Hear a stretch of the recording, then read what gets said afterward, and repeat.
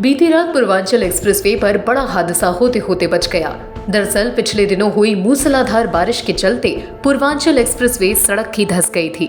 इस दौरान एक्सप्रेसवे से गुजर रही एक कार उस गड्ढे में जा गिर गई, जबकि पीछे से आ रही करीब आधा दर्जन गाड़ियां भी क्षतिग्रस्त हो गई। गनीमत रही कि इस घटना में कार सवारों को मामूली सी चोटें आईं, अन्यथा बड़ा हादसा हो सकता था।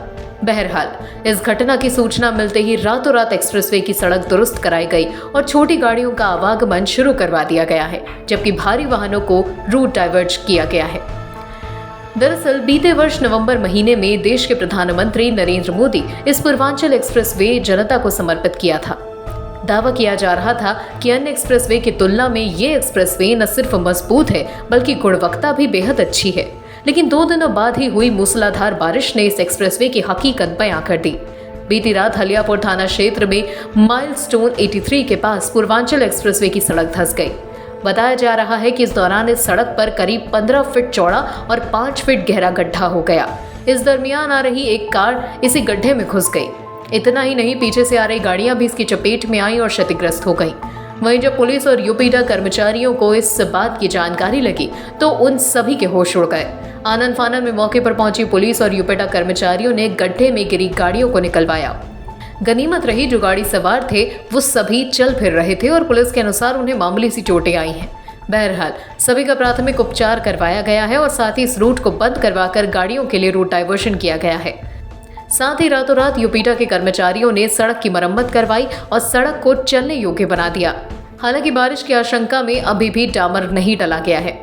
छोटी गाड़ियां इधर से ही जा रही हैं, जबकि बड़ी और भारी वाहनों का भी रूट डाइवर्ट किया हुआ है। क्या राहत कार्य चल रहा है सर, वो क्या इसमें सबसे पहले हमारे लोकल पुलिस से खबर आई, कप्तान साहब ने और SHO हलियापुर के माध्यम से, तो उसमें तत्काल यूपीडा की जो सिक्योरिटी ऑफिसर हैं उनसे वार्ता की गई। तो तत्काल उनके चीफ सिक्योरिटी ऑफिसर की टीम आ गई थी मौके पर, उन्होंने डाइवर्जन सेट करा दिया था और एक जो रिपेयर एंड मेंटेनेंस की कार्रवाई तत्काल रात में शुरू कर दी गई थी। सुबह तक वो काफ़ी हद तक कंप्लीट हो गया है।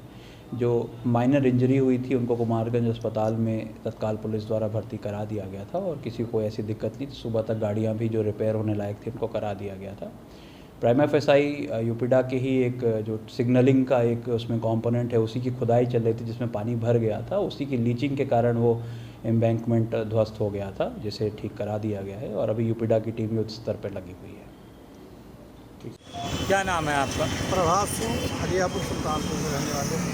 कल रात में पूर्वांचल हलियापुर में क्या हुआ था, क्या घटना हुई? कल रात लगभग 9:30 बजे हलियापुर के और कुआसी के बीच में किलोमीटर 83 के पास सड़क लगभग 15 फीट चौड़ाई और 5-5.5 फीट गहरा गड्ढा हो गया तेज़ बरसात के कारण। इससे ये पूर्वांचल एक्सप्रेसवे के घटिया निर्माण की पोल खुल गई।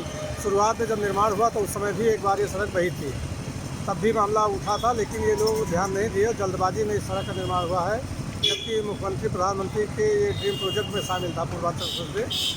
तो कल ये बहुत बड़ा हादसा हुआ। 3-4 गाड़ियाँ उस गड्ढे में समा गईं और 4-5 लोग चोटहिल भी हुए हैं। चोटहिलों का नाम नहीं पता चल पाया है और हालांकि सुबह तक उसको गड्ढा मिट्टी से पटाई कर दिए हैं। अब छोटी गाड़ियों का आवागमन शुरू हो गया है और बड़ी गाड़ियाँ अभी भी उधर से नहीं जाने दी जा रही। कब उद्घाटन हुआ था इसका? इसका उद्घाटन प्रधानमंत्री ने किया था, अभी 1 ही साल पहले किया था और उसके बाद ये हाल है इस सड़क का। अगर तेज़ बरसात और पहले हुई तो अब की बरसात के सीज़न में बारिश भी नहीं हुई तो अब की बरसात की है, नहीं तो ये और जगह जगह बह जाती है। इसके चारों तरफ सबसे बड़ी बात जल निकासी की सही व्यवस्था भी नहीं है।